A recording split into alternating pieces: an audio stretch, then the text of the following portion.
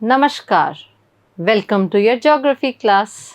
My name is Sukhdeep Kaur और हमेशा की तरह हम हमारा एक नया चैप्टर शुरू करने जा रहे हैं जिसका नाम है air. What is air? Can you feel air और कैन यू सी एयर? आप एयर को फील कर सकते हैं या देख सकते हैं? I hope your idea is correct, not idea actually, you are correct. Air को हम फील कर सकते हैं but we can not see because there are no such molecules that are visible that are present in the air. So basically air क्या है? Air is the consistent pressure of gases. Air में क्या है? Gases हैं, हम जानते हैं क्योंकि air की वजह से हम breathe करते हैं. So air is the consistent pressure of gases that we can feel but we cannot see. तो air क्या है? गैसेस का प्रेशर है जिसको हम फील कर सकते हैं बट हम देख नहीं सकते। आज की क्लास में हम शुरू करने जा रहे हैं हमारा first topic atmosphere composition and structure. Composition atmosphere में क्या है, स्ट्रक्चर इसकी बनावट कैसी है। So atmosphere has its layers and those layers are formed by various features. तो उस हिसाब से हमारी आज की कॉम्पिटेंसी ऑफ द चैप्टर है कि we will discuss today about the atmospheric gases. What are their importance in the human life? बहुत सारी गैसेस होती हैं एनवायरनमेंट में, नेचर में। कुछ हमारे लिए बहुत ज़्यादा एसेंशियल हैं। अब बहुत ज़्यादा जो एसेंशियल गैसेस हैं उनका हमारी लाइफ में क्या कंट्रीब्यूशन है या वो हमारे सर्वाइवल के लिए कैसे इम्पोर्टेंट है, तो हम आज की क्लास में ये पढ़ेंगे। तो शुरू करते हैं हमारी आज की class. So our first topic will be of course the define of atmosphere. So basically atmosphere is a thin layer या एक huge blanket है, बहुत बड़ा कंबल है जो कि अर्थ को लपेटे हुए है, कवर किए हुए है। But why do we use blanket? हमें ठंड लगती है उससे बचने के लिए।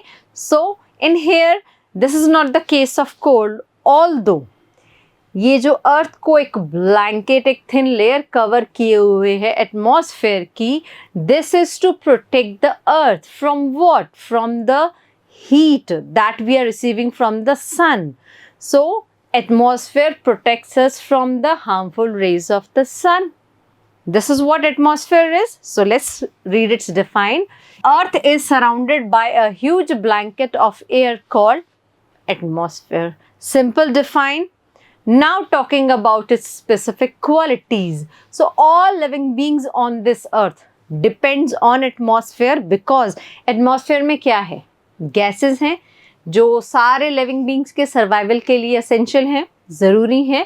So that is what all living beings on this earth depends on the atmosphere for their survival, as it gives us air to breathe, gases, essential gas, the most essential gas for the survival of humans if we talk about oxygen. तो हमें oxygen कहाँ से मिलती है? Atmospheric layers में जो एक gas है, एसेंशियल गैस है, oxygen. So it gives us oxygen to breathe और air to breathe. Then it protect us from the harmful sun rays of the sun, जिसमें कि अल्ट्रा वायलेट रेज हैं जो हमारी स्किन को जला भी सकती हैं। And it act as a blanket of protection, उन रेज से बचाने के लिए एटमॉस्फेयर एक ब्लैंकेट का काम करता है। अगर ये ब्लैंकेट ना हो, अब एसी चल रहा है फुल पे गर्मियों में और आपके पास ब्लैंकेट नहीं है, so you will feel cold.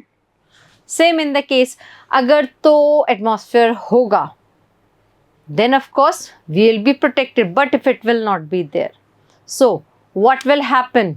Either the heat that is received by the earth from the sun, वो हमें जला देगी, burned alive by the heat of the sun during day, दिन में इतनी तेज़ धूप की किरणें आएंगी कि हमारी स्किन जल जाएगी एंड टू से लिविंग बींग्स का सर्वाइवल मुश्किल हो जाएगा। एंड रात में इतनी ठंडी हो जाएंगी, क्यों ना? बोथ द स्टेटमेंट्स ये जो हैं कॉन्ट्राडिक्टरी हैं। विरोधाभास हिंदी में एक वर्ड है, I hope you have heard about that. विरोधाभास मतलब अलग अलग मतलब दे रहे हैं बट इनका सेंटर एक ही है, दैट इज एटमॉस्फेयर। तो लेट्स डिस्कस कि how it can burn and how it can make us freeze during night. तो वो पार्ट आता है हमारा कॉम्पोजिशन पे। सो जो हमारा मेन कॉम्पोजिशन है एटमॉस्फेयर का वो है गैसेस, जो हमेशा की तरह हम डायग्राम से पढ़ते हैं, जो हमारे लिए इजी रहेगा। सो सबसे ज़्यादा percentage nitrogen, it comprises 78%। So atmosphere में सबसे ज़्यादा गैस कौन सी पाई जाती है? नाइट्रोजन 78, ऑक्सीजन सेकंड पे है 21%, अदर गैसेस भी 1% है, आर्गन भी 1% है, और कार्बन डाइऑक्साइड बहुत कम है 0.04%. And this is the diagram showing that कि this is the entire layer of the atmosphere comprising maximum gas, that is nitrogen. Second number पे आ जाती है हमारी ऑक्सीजन। तो इसी डायग्राम को डिटेल में पढ़ने के लिए हमारे पास कुछ स्टेटमेंट्स हैं। Nitrogen and oxygen make up the majority part of the atmosphere. Then इसमें कौन कौन सी गैसेस हैं? आर्गन हमने पढ़ी, बट हमने एक स्टेटमेंट पढ़ा other gases. You can see other gases. तो अदर गैसेस में क्या क्या आ जाता है? वी डू हैव हीलियम, जो एक लाइट गैस है, हाइड्रोजन भी लाइट गैस है, ozone is the layer with in the atmosphere itself, जो कि हमें प्रोटेक्ट करती है अल्ट्रावायलेट रेज ऑफ द सन। इसमें आर्गन भी गैस है। So if you talk about other gases, so particularly we do have 3: helium, hydrogen, ozone. ऐसा नहीं है और गैसेस नहीं है, but these are the main components, main composition of the atmospheric gases. फिर apart from these gases क्या क्या हैं? जैसे कि मैंने कहा छोटे छोटे मिट्टी के कण हैं, water vapors हैं। So that is all about the composition. Composition clear हुआ? आई होप हो गया होगा। कॉम्पोजिशन में है क्या बेसिकली कि ये एटमॉस्फेयर किन किन चीज़ों से बना है। सो मेजरली गैसेस से, गैसेस में majorly carbon dioxide and oxygen से, फिर बना है डस्ट पार्टिकल से और वाटर वेपर से। So now we are going to discuss the first part, nitrogen. हमारे पास 3 मेजर गैसेस हैं, नाइट्रोजन, देन ऑक्सीजन। हाँ, कार्बन डाइऑक्साइड 0.04% है, but we can discuss it. Why? Because it is very important. क्यों? What is greenhouse effect? You are in 7th class. कुछ तो idea होगा green house effect क्या होता है। ग्रीन हाउस इफेक्ट इफेक्टिव होता है ग्रीन हाउस गैसेस की वजह से, या हम यूँ कह सकते हैं कि green house effect is a process that is responsible because of the presence of green house gases. तो ग्रीन हाउस गैसेस कलर क्या है? Green. Green is the colour of life as well. Plants, vegetation green colour की है, lively है, वो हमारी आंखों को भी फ्रेशनेस देती हैं। So green is the symbolic colour of life. तो यहाँ पे ग्रीन हाउस गैसेस वो गैसेस हैं जो लाइफ के सर्वाइवल के लिए ज़रूरी हैं। जैसे कि nitrogen is essential, how so? We will discuss. Oxygen, carbon dioxide. So ये 3 मेन जो गैसेस है उसमें से कार्बन डाइऑक्साइड सबसे इम्पॉर्टेंट ग्रीन हाउस गैस है। बट कैसे? ऑफ कोर्स जब हम वहाँ तक पहुँचेंगे तभी पता चलेगा। So first we will start the discussion of the nitrogen gas. As nitrogen सबसे ज़्यादा अवेलेबल है हमारे एटमॉस्फेयर में, तो मोस्ट प्लेंटिफुल, प्लेंटिफुल मतलब बहुत ज़्यादा अमाउंट में 78% है जो कि हमारे एनवायरनमेंट में प्रेजेंट है। अब ये सबसे ज़्यादा यूज़फुल होता है प्लांट्स के लिए, इंसानों के लिए भी नाइट्रोजन ज़रूरी है, क्योंकि हमारे फूड में, प्रॉपर डाइट में हम बहुत सारी चीज़ें ऐड ऑन करते हैं अपनी तरफ से, नहीं, नेचर भी हमें ब्लेस करती है। हम लोग protein, vitamins, minerals, carbs, fats, ये सारी चीज़ें जो हेल्दी डाइट वाले लोग हैं उन लोगों को ये सारी टर्म्स के स्पेसिफिक डिटेल्स पता है। तो back to the original topic. तो प्लांट्स के लिए एसेंशियल हैं, बट प्लांट्स इसको डायरेक्टली तो ले नहीं सकते। So what does they do? तो जो सॉइल में बैक्टीरिया प्रेजेंट होता है, कीटाणु मिट्टी में, वो एयर से लेते हैं नाइट्रोजन को, उसको कन्वर्ट करते हैं इस तरीके से कि प्लांट्स उसको यूज़ कर सकें। किसके लिए? For the growth of the plants nitrogen is very very essential. Growth की बात की है मैंने, ठीक है, क्योंकि further moving we will discuss for its food and other things also. So एक तो हुआ द बैक्टीरिया कन्वर्ट, बैक्टीरिया जो है मिट्टी में, सॉइल में, वो नाइट्रोजन लेते हैं एयर से, उसको कन्वर्ट करते हैं ताकि प्लांट्स उसको यूज कर सकें। दूसरी चीज़ जो हेल्पफुल है प्लांट्स के लिए नाइट्रोजन को यूटिलाइज करने में, वो होती हैं प्लांट्स की रूट्स। Roots go deeper. अब जो बैक्टीरियाज हैं वो भी नाइट्रोजन देंगे, नाइट्रोजन की क्वांटिटी अवेलेबल कराएंगे रूट्स को, तो रूट्स और जो बैक्टीरियाज हैं सॉइल में, उनके थ्रू प्लांट्स को क्या मिलती है, फुल ग्रोथ की opportunity, if you will see over there. ठीक है, this is clear. Now bacteria present in the soil and roots of some plants like take nitrogen from the air and changes its form so that trees or plants can use it. Process was clear enough. So nitrogen का importance plants के लिए सबसे ज़्यादा है for their growth. Plants cannot take it directly from the atmosphere, तो bacteria और root की help से nitrogen air से extract करते हैं और अपनी growth के लिए utilize करते हैं। ऑक्सीजन की बात करते हैं, तो ऑक्सीजन क्यों ज़रूरी है? हमारे लिए ज़रूरी है, हमारे सांस लेने के लिए, मोर इम्पॉर्टेंट हमारे ज़िंदा रहने के लिए ज़रूरी है। As for the humans also for the animal survival. Plants तो इसमें मीडिएटर का काम कर रहे हैं। कैसे? With the help of this diagram again you can understand. Plants carbon dioxide inhale करते हैं जो कि एटमॉस्फेयर में प्रेजेंट है, और वो ऑक्सीजन रिलीज करते हैं। अब एटमॉस्फेयर में कार्बन डाइऑक्साइड कहाँ से आती है? अब हम ऑक्सीजन जो प्लांट दे रहा है, हम उसको अगर इनहेल कर रहे हैं तो हम कुछ एक्सेल भी कर रहे हैं, तो हम लोग कार्बन डाइऑक्साइड को। तो plants and humans are likewise, humans as well as animals are likewise connected. हम प्लांट्स को कार्बन डाइऑक्साइड देते हैं in the term of exhaling from our body, and plants in the terms of exhaling from their body हमें देते हैं oxygen. Simple process. So let's read this in detail as well. So second most plentiful 21% है percentage किसका? कौन सी gas का? Oxygen का। So useful for human and animals for their survival. Green plants produce oxygen during photosynthesis. मैंने थोड़ी देर पहले कहा था ना कि ग्रोथ के लिए तो नाइट्रोजन और यहाँ पे ऑक्सीजन भी तो इम्पॉर्टेंट है फॉर देयर फोटोसिंथेसिस।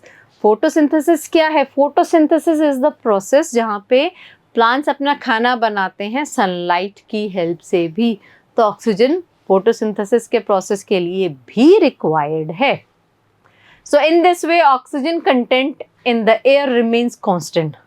अब पेड़ों के लिए ऑक्सीजन ज़रूरी है, हमारे लिए भी ऑक्सीजन ज़रूरी है, एनिमल्स के लिए भी ऑक्सीजन ज़रूरी है, बट हम लोग जो poisonous gas, not exactly poisonous, but हमारी बॉडी से जो वेस्ट निकलता है in any form, तो हम जो exhale कर रहे हैं that is a kind of waste gas from our body, but that is useful for the plants. Plants उनके growth के लिए helpful है, तो plants are inhaling nitrogen, they are releasing या exhaling oxygen, and we are absorbing the oxygen. Same is written. Oxygen content plants की वजह से बना रहता है, तो अगर plants नहीं हुए तो of course imbalance हो जाएगा हमारे atmosphere में ऑक्सीजन का बैलेंस और कार्बन डाइऑक्साइड का बैलेंस, क्योंकि जैसे जैसे पॉपुलेशन बढ़ती जा रही है हम ट्रीज कट कर रहे हैं हमारे रहने की जगह, and more over for other purposes. So and cutting of the trees को क्या बोलते हैं? Deforestation. So more the deforestation, more will be the ratio of carbon dioxide in the atmosphere. जैसे जैसे हम ज़्यादा पेड़ काटेंगे तो एटमॉस्फेयर में क्या होगा? कार्बन डाइऑक्साइड की जो मात्रा है, क्वांटिटी है, वो राइज हो जाएगी। अब carbon dioxide is not a healthy gas for the human body to inhale, क्योंकि ह्यूमन बॉडी ने ही तो एक्सेल की है as a waste, not the gas but या as a waste material. So but gas तो मटीरियल होती नहीं है, so as just a waste. So हमें प्लांट्स लगाना ज़रूरी है, क्योंकि अगर प्लांट्स नहीं रहेंगे तो कार्बन डाइऑक्साइड बढ़ जाएगा। अब जब कोई चीज़ बढ़ रही है तो प्रॉब्लम तो क्रिएट होगी, तो वो प्रॉब्लम क्या है? जब कार्बन डाइऑक्साइड बढ़ जाएगी तो क्या होगा? टेम्परेचर क्या है? बढ़ जाएगा धरती पे। आजकल ग्लोबल वार्मिंग काफ़ी सुना होगा। So this is that part only, but उसको हम बाद में डिस्कस करेंगे। अभी हम डिस्कस कर रहे हैं कार्बन डाइऑक्साइड को। So carbon dioxide consumed by green plants to make their food, sunlight, oxygen, carbon dioxide, all these things are required by the plants. Plants release oxygen and on the other hand humans क्या करते हैं? उस oxygen को inhale करते हैं और plants के लिए कार्बन डाइऑक्साइड देते हैं, क्योंकि कार्बन डाइऑक्साइड किस लिए ज़रूरी है? उनके फोटोसिंथेसिस प्रोसेस या खाना बनाने के लिए ज़रूरी है, और नाइट्रोजन उनकी ग्रोथ के लिए ज़रूरी है। Just the repetition. As I was saying, global warming, global warming, तो ग्लोबल वार्मिंग है क्या? जैसा कि मैं बता रही थी, कार्बन डाइऑक्साइड का अगर रेशो, अमाउंट, क्वांटिटी एयर में बढ़ जाता है, so what will happen? It will affect the weather and climate.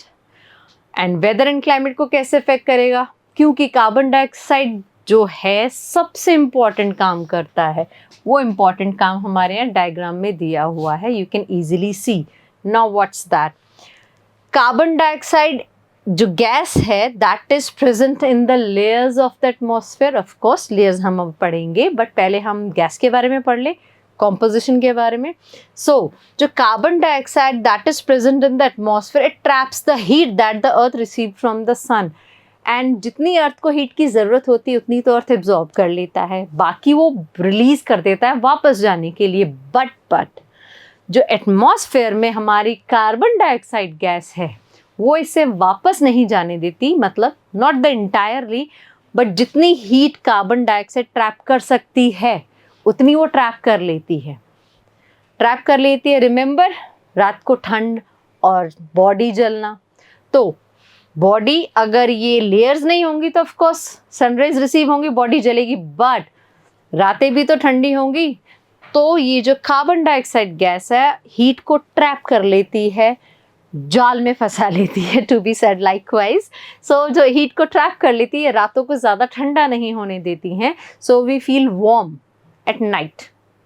That is the reason of the not being frozen at the night. नहीं तो अगर ये जो गैस है हमारी कार्बन डाइऑक्साइड, अगर ये हीट को ट्रैप नहीं करेगी तो वी विल बी फ्रीज, और सुबह तक तो very good. So this was the explanation of the green house effect. तो ये जो कार्बन डाइऑक्साइड है सबसे इंपॉर्टेंट रोल प्ले करती है ग्रीन हाउस इफेक्ट में। ये है इसका डिस्क्रिप्टिव पार्ट, तो इसको हम मिस कर ही नहीं सकते। Let's read that. So carbon dioxide is a green house gas. It traps the heat radiated from the earth, creating greenhouse effect. ये है greenhouse effect हमारा। So in the absence of greenhouse effect, the Earth's temperature would be too cold to live in. क्योंकि जब कोई gas trap ही नहीं कर रही है हीट को, जो कि अर्थ रिसीव कर रहा है सन से, तो वापस जो रिफ्लेक्ट होकर हीट चली जाएगी। अदर गैसेस हैं but they are not doing this job. ये काम किसका है हीट को ट्रैप करने का? कार्बन डाइऑक्साइड का। सो हीट ट्रैप करने का काम है कार्बन डाइऑक्साइड का। अब जैसा कि we were on the discussion, carbon dioxide बढ़ेगा तो वेदर एंड क्लाइमेट चेंज होगा। कैसे? क्योंकि जितनी ज़्यादा कार्बन डाइऑक्साइड एयर में प्रेजेंट होगी, अब जितनी ज़्यादा क्यों होगी? क्योंकि हम पेड़ काट रहे हैं। तो हम पेड़ काट रहे हैं तो कार्बन डाइऑक्साइड को इनहेल करने वाले तो बहुत कम चीज़ें रह गई। चीज़ें मतलब प्लांट्स, वेजिटेशन घट रहे हैं, तो कार्बन डाइऑक्साइड बढ़ रही है। अब कार्बन डाइऑक्साइड जितनी ज़्यादा एटमॉस्फेयर में होगी उतनी ज़्यादा हम हीट ट्रैप करेंगे, और जितनी ज़्यादा हीट ट्रैप करेंगे उतना ही तापमान, टेम्परेचर बढ़ेगा धरती पर। उसका रिजल्ट क्या है? उसका रिजल्ट सिंपल आ रहा है हमारे पास। When the level of carbon dioxide in the atmosphere increases, the heat retention of the earth would also increase. Heat को कैप्चर करने का भी उसका पोटेंशियल या कैपेबिलिटी बढ़ जाएगा, and resulting in the increase temperature of the earth. तो carbon dioxide के एटमॉस्फेयर में बढ़ जाने की वजह से जो टेम्परेचर बढ़ता है वो है ग्लोबल वार्मिंग, जो था हमारा ग्लोबल वार्मिंग का प्रोसेस, जो आजकल बहुत ज़्यादा चल रहा है। So that is all about 3 of the gases, carbon dioxide, nitrogen and oxygen. सबसे ज़्यादा कौन सी प्रेजेंट है? नाइट्रोजन, फिर है ऑक्सीजन। कार्बन डाइऑक्साइड है तो कम, बट इसका रोल बहुत इम्पॉर्टेंट है पूरी अर्थ के लिए, of course the living beings के लिए तो है ही है। उसके साथ ही हमने carbon dioxide, how it plays the role in the green house effect, how it is a green house gas, और ग्लोबल वार्मिंग के बारे में अभी हमने पढ़ा। तो कुछ छोटा सा डिस्क्रिप्शन है जो हमें ये बता रहा है that what are the effects of rise in temperature, या what are the effects of global warming. तो सबसे पहले टेम्परेचर बढ़ रहा है, बर्फ़ पिघलेगी, रिवर्स में पानी ज़्यादा आएगा, फ्लड ज़्यादा आएंगे कि नहीं? Let's read that. So rise in temperature will cause the snow in the coldest part of the world to melt. Sea level, अगर रिवर्स में पानी आएगा सीज़र ओशंस में भी तो जाएगा, तो सीज़र ओशन लेवल जो है उनके बढ़ जाएंगे, राइज हो जाएंगे, तो जो सी साइड्स में, ओशन साइड्स में जितने भी शहर बने हुए हैं, जैसे कि हमारा न्यूयॉर्क एक पर्टिकुलर एग्जांपल है, इंडिया की बात करें, हमारे कोस्टल प्लेन्स पे बॉम्बे, जिसको कि मुंबई बोलते हैं, मुंबई, कैलकाटा, ये तो चलो मेन जगह थी, but there are various other region, ये सारे सबमर्ज हो जाएंगे, पानी में डूब जाएंगे आने वाले फ्यूचर में, if like wise the rise in temperature will go on. So drastic, खतरनाक चेंजेस आएंगे किसमें, क्लाइमेट में, गर्मी के मौसम में, सर्दी के मौसम में गर्मी, बारिश, not ending process. So ultimately crops failure होगा तो स्टारवेशन होगा, भुखमरी फैलेगी तो of course there will be the loss of the living beings. So drastic changes in the climate of a place will lead to extinction. कौन गायब हो जाएगा, प्लांट्स एंड एनिमल्स। अब प्लांट्स एंड एनिमल्स अकेले थोड़ी जाएंगे, प्लांट्स गायब हो जाएंगे तो हम क्या खाएंगे भाई, वेजिटेबल्स। एनिमल्स गायब हो जाएंगे तो जो ये भी फूड है, एक फूड चेन का प्रोसेस है। So ultimately it will affect the survival of the human beings. So this is the role of the gases present in the atmosphere. I hope these things are clear. So अभी हमारे पास एक air cycle है, जैसे कि water cycle होता है, nitrogen cycle, carbon dioxide cycle, वैसे ही हमारे पास एक साइकिल है जिसको कि हम पढ़ रहे हैं। इसमें बेसिकली 2 important फीचर्स हैं जो एक ही कंपोनेंट के हैं, and the component is air. Let's discuss air. So, in the presence of the heat, गर्मी में कपड़े सूख जाते हैं, बारिश आती है, सर्दी के मौसम में कपड़े सूखते हैं बट लेट सूखते हैं, गर्मी में ज़्यादा जल्दी सूखते हैं क्योंकि heat evaporates the water from the clothes. So same ही हमारे यहाँ इस पिक्चर का सीन है। कैसे, जैसे जैसे गर्मी बढ़ती है तो जो ऊपर की लेयर में, ऊपर की लेयर हमारी 5 लेयर्स हैं तो हम उनके बारे में पढ़ेंगे, बट जस्ट टू अंडरस्टैंड, हमारे आसपास अगर हवा है, of course air is present, wind is present, air can't be seen, wind can't be seen, या wind can be seen, wind क्या है, चलती हुई, एयर क्या है, विंड है। तो बेसिकली हमारे आसपास जो एयर है, हीट की वजह से उसमें से वाटर मॉलिक्यूल्स सूख जाते हैं, इवेपोरेट हो जाते हैं, तो हवा क्या हो जाती है, लाइट, तो वो ऊपर उठ जाती है। अब आसपास से जो हैवी डेंस हवा है, अब दूसरा एयर डेंस क्यों है, वो डेंस है क्योंकि the presence of the water vapour is there. That is what I gave you the example कि सर्दियों में कपड़े लेट सूखते हैं, बारिश के मौसम में कपड़े लेट सूखते हैं। क्यों सूखते हैं, क्योंकि हवा में नमी होती है, मॉइस्चर होता है, ज़्यादा वाटर वेपर होता है, क्योंकि सन तो होता नहीं है, होता है तो कम इफेक्टिव होता है। If you talk about the winters particularly, so this is the air circulation. Warm air expands, क्योंकि कोई भी चीज़ अगर ठंडी होती है तो उसके मॉलिक्यूल्स कंडेंस हो जाते हैं, पास आ जाते हैं। हम भी तो जब ठंड लगती है ऐसे सिकुड़ जाते हैं। So same case, and they becomes lighter on heating and they expands. So warm air tends to rise up, क्योंकि एयर के जो मॉलिक्यूल्स है, एयर में जो भी गैसेस प्रेजेंट है, उनके मॉलिक्यूल्स क्या एक्सपैंड हो जाते हैं, तो लाइट एयर होके राइज हो जाती है और उसके आसपास की जो डेंस एयर है वो उसको रिप्लेस करती है। तो ऊपर के सरफेस पे हमें लाइट एयर फील होता है और नीचे डेंस एयर ज़्यादा होता है। So this is all about air circulation. तो ये this process goes on and on, as in the cool air is down due to the presence of the temperature, the air will heat up, it will expand, it will rise. Again the same process will go on. This is all about circulation. तो cold air tends to sink down, ठंडी हवा नीचे बैठ जाती है। When hot air rises, cold air from the surrounding areas, आसपास में जो ठंडी हवा है वो गर्म हवा को रिप्लेस कर देगी। So to fill the gap, causing air circulation to take place. So basically ये हवा का और टेम्परेचर का कैलकुलेशन है जो एयर सर्कुलेशन कहलाता है। ऊपर का सरफेस का जो एयर है वो टेम्परेचर की वजह से उसमें से वाटर वेपर सूख जाते हैं, एयर लाइट हो जाती है। जब वाटर वेपर नहीं रहेंगे तो लाइटर मॉलिक्यूल्स रहेंगे एयर में, वो राइज हो जाएंगे। आसपास की जो कोल्ड एयर है वो नीचे बैठ जाएगी। फिर वो कोल्ड एयर धीरे धीरे ऊपर उठेगी क्योंकि पानी उड़ता जाएगा हवा में से या एयर में से, विंड में से, जो आप कंसिडर करना चाहो। तो this is the circulation, rising of the light air and the sinking of the cold air is called the air circulation. हम बात कर रहे थे हमारी 5 लेयर्स की।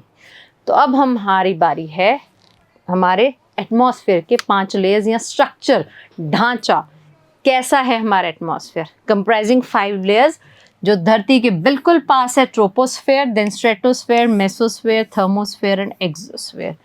Looking at the diagram also, धरती के बिल्कुल ऊपर की जो लेयर है, so we are living in the troposphere, we are breathing in troposphere because apt amount of gases are present in the troposphere. So first layer is troposphere, above that strato, meso, thermo and exo.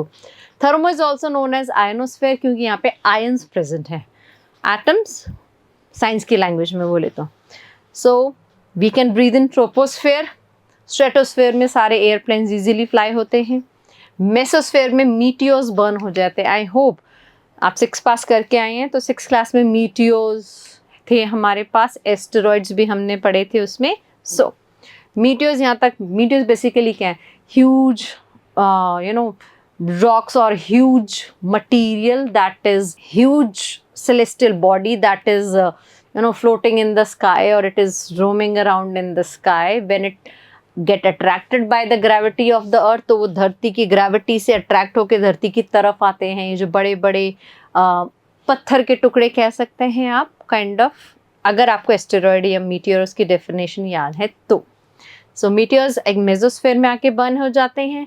Thermosphere में ions present हैं, तो जितने भी हमारे satellites हैं, radio active signals हैं, वो सारे हमें कहाँ ज़्यादा एक्टिव मिलते हैं, थर्मोस्फेयर में। हमारी जितनी सैटेलाइट्स हैं वो लॉन्च होके इस थर्मोस्फेयर में जाके स्टेशन हो जाती हैं।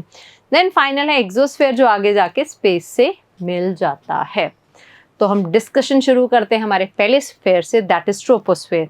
सो all the weather phenomenon takes place. यहाँ पे बारिश होती है, एयर है जो ब्रीदेबल है, ठीक है, और ये topmost layer of the surface of the earth नहीं है, topmost layer of the atmosphere है, from the bottom of the earth या from the surface of the earth. तो सरफेस ऑफ द अर्थ से पहली लेयर, अगर 5 layers की बात करें तो वो आती है हमारी troposphere. So most important layer of the atmosphere, क्योंकि इसी की वजह से हम सांस ले रहे हैं। सारी गैसेस का जो एप्ट अमाउंट है वो इसी लेयर में, और बाकी 4 लेयर्स में we are unable to breathe properly actually.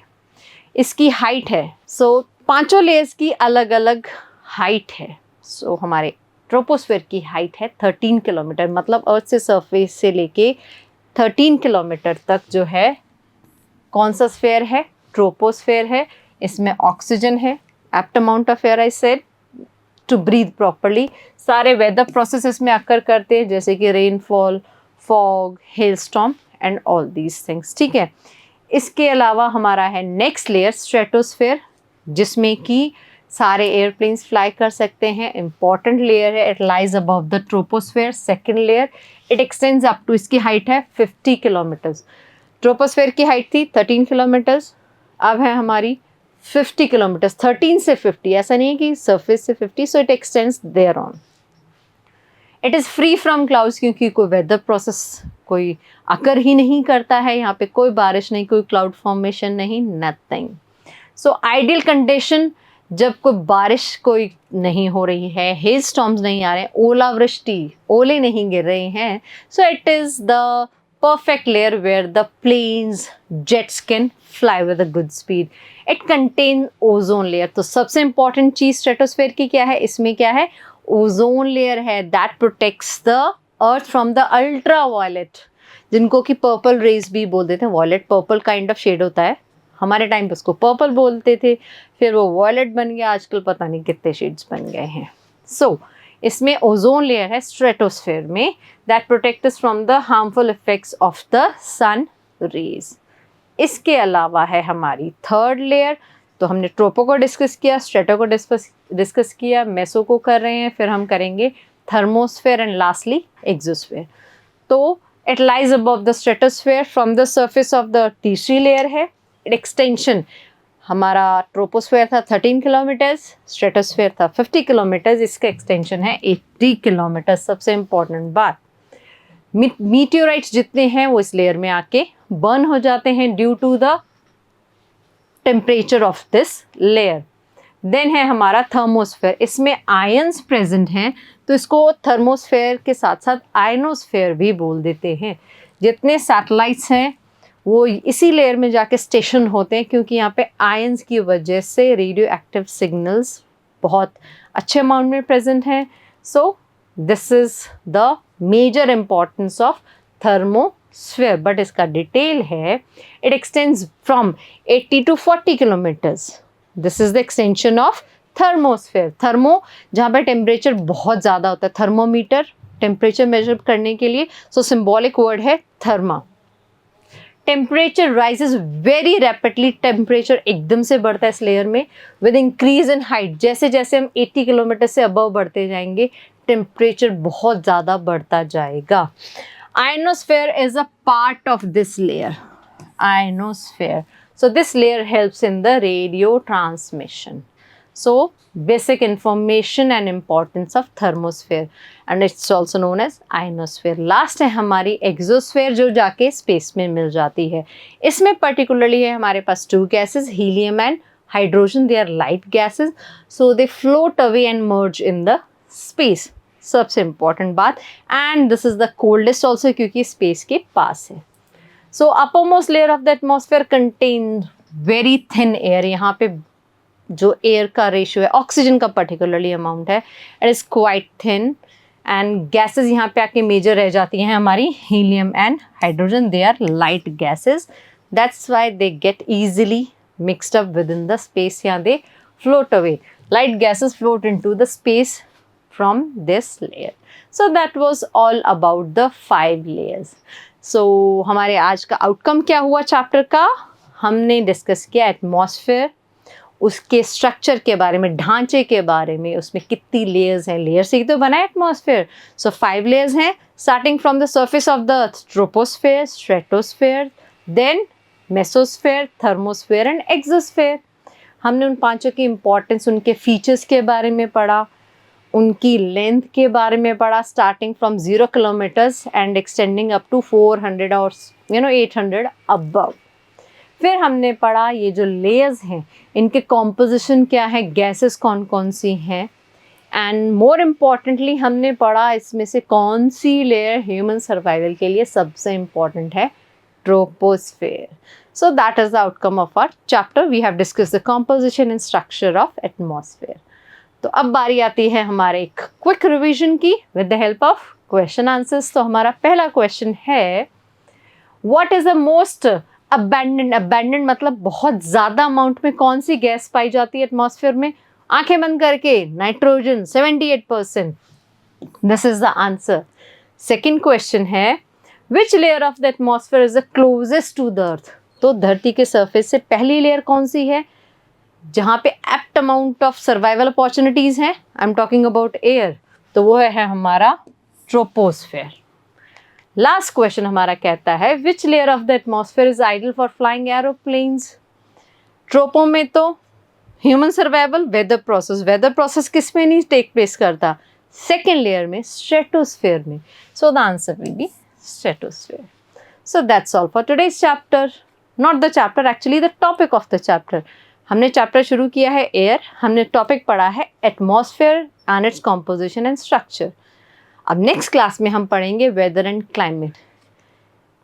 इतना इजी नहीं था, I can understand for the first time, but अगर आप बेसिक फीचर्स याद कर लो और 5 लेयर्स के फीचर्स किसके, एटमॉस्फेयर के कॉम्पोजिशन के, कि गैसेज हैं, डस्ट पार्टिकल्स हैं, देन है हमारे पास water vapour. Okay, let me take out these. Gases हैं, डस्ट पार्टिकल्स है, वाटर वेपर्स हैं. गैसेस में हमारे पास कार्बन डाइऑक्साइड सबसे ज़्यादा है. No no no no, carbon dioxide 0.04% है. नाइट्रोजन सबसे ज़्यादा 78%, फिर ऑक्सीजन 21%, फिर हमारा 1% अदर गैसेस, 1% आर्गन. ये हम आ गया composition. 5 layers, that is all about it. And उसको भी याद करना आसान है. ट्रोपोस्फेयर में हम सांस ले सकते हैं, स्ट्रेटोस्फेयर में प्लेन्स उड़ते हैं, थर्मोस्फेयर में नहीं. मेसोस्फेयर में मीटियोर्स बर्न होते हैं. मेसो, मीटियोर्स, MM याद हो जाएगा. थर्मोस्फेयर में हीट बहुत ज़्यादा, क्योंकि थर्मो सिंबॉलिक वर्ड हो गया ना. वहाँ पे क्या है, हीट बहुत ज़्यादा है, रेडियो एक्टिव एनर्जी है, वहाँ पे आयंस प्रेजेंट है, तो उसको आयनोस्फेयर भी बोलते हैं. वहाँ पे सैटेलाइट स्टेशन होती हैं. फाइनली एक्सोस्फेयर, एक्सो है तो वो एग्जिट कर रहा है, last layer of the earth. So that's all for today's class. जल्दी मिलेंगे हमारे इसी चैप्टर के सेकंड पार्ट के डिस्कशन में। तब तक टेक केयर, बाय बाय।